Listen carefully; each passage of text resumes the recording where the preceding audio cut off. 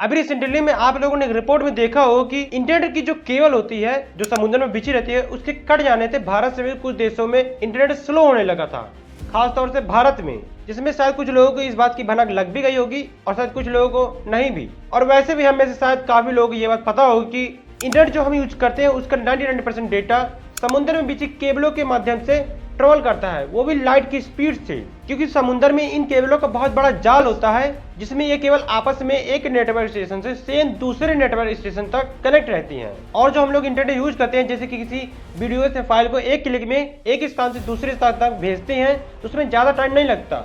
हाँ, डिपेंड करता है कि वो फाइल कितनी बड़ी है और कितनी छोटी है। तो मतलब ये सारा प्रोसेस समुद्र में बिछी केबलों के माध्यम से ही ट्रेवल करता है, वो भी लाइट की स्पीड से।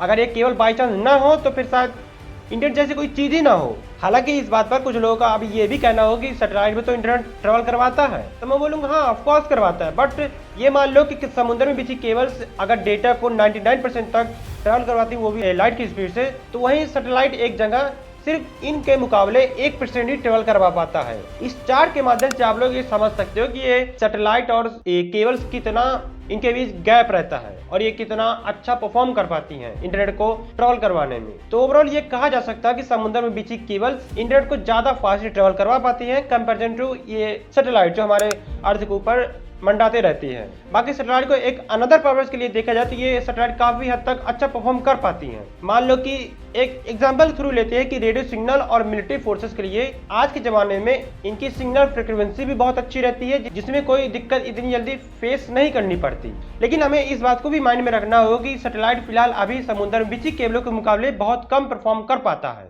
जैसे कि मैंने पहले बताया कि केबलों को अगर 99% डेटा ट्रांसफर होता है तो सैटेलाइट का मान लो सिर्फ 1% डेटा ट्रांसफर होता है, वो भी इंटरनेट के थ्रू, और शायद लाइट की स्पीड से ही माना जा सकता है। और वैसे भी इंटरेस्टिंग बात ये भी है कि जो ये केबल्स होती हैं जो बाल से भी पतली होती हैं, एकदम बिल्कुल ऑप्टिकल फाइबर के जैसे, इन्हें स्ट्रॉन्ग चीजों से सिक्योर करके फिर समुद्र में बिछाया जाता है। हाँ, ये पतली जरूर होती हैं लेकिन इन्हें सिक्योर करके फिर समुद्र में बिछाया जाता है जिससे हम लोग इंटरनेट यूज कर पाते हैं। और ये कभी कभी कट भी जाती है, जैसे कि शिप का कोई हुक फंस गया या फिर किसी ने काट दिया, शायद कोई काटता तो ना हो पर हाँ जो शिप्स होती हैं उनका हुक फंस जाता है कभी कभी, तो ये कट जाती हैं, ऐसा सुनने को मिला है। इनफैक्ट इनकी एक अलग टाइप की शिप्स होती है जो एक्सपर्ट मिलकर ये काम को कंप्लीट करते हैं, ये फिर टीम भी समझ सकते हो। ये रही वो कंपनी जो आज के टाइम में नेटवर्क केबल्स को डिजाइन, मैन्युफैक्चरिंग और समुद्र में बिछाने का काम कंप्लीट करती हैं। इवन टेक एंड टेलीकॉम जैसी बड़ी कंपनी आपस में कोलैब करती हैं जिससे इंटरनेट को इजीली एक्सेस कराया जा सके और इंटरनेट ट्रैफिक को स्मूथली रन किया जा सके, वो भी लाइट की स्पीड से इन केबलों के थ्रू। और जैसे कि पहले मैंने बताया कि सैटेलाइट फिलहाल अभी बहुत कम डेटा ट्रांसफर कर पाता है कंपेरिजन टू इन केबलों के मुकाबले ऑलमोस्ट 1% से भी कम। सैटेलाइट रेडियो सिग्नल जैसे नेटवर्क में तो एकदम बेस्ट है और परफॉर्म भी बहुत अच्छा करता है, लेकिन आज के डिजिटल जमाने में समुद्र में बिछी केबल्स ही कारगर हैं, स्पेशली फास्ट इंटरनेट के लिए।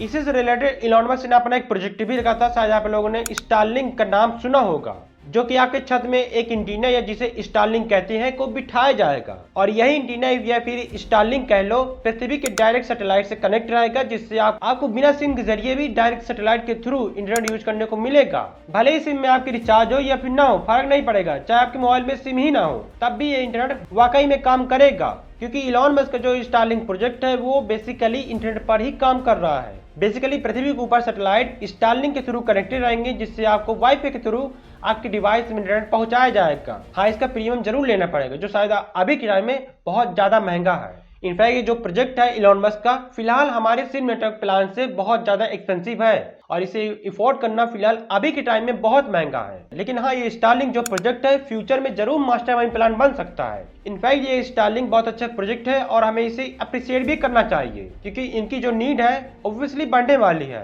बट फिलहाल ऐसे प्रोजेक्ट को थोड़ा फ्रेंडली यूज के लिए भी बनाया जाना चाहिए, जो कि ऑलरेडी वर्क इन प्रोसेस में है।